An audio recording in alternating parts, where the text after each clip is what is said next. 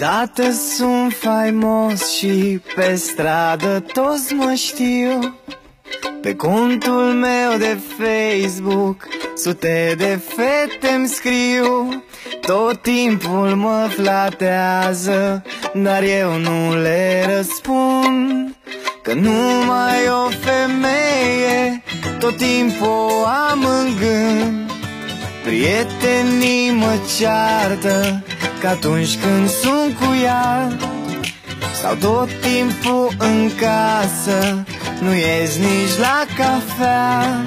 Dar asta nu contează, că eu sunt fericit. Doar cu ea lângă mine sunt cel mai liniștit.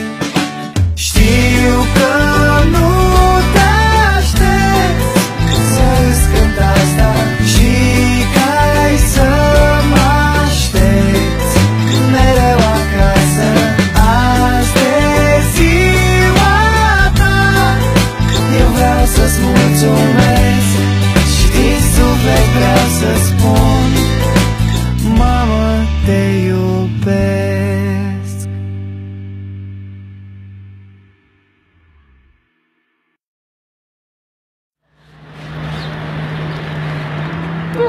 De unde apar lumea asta, mă?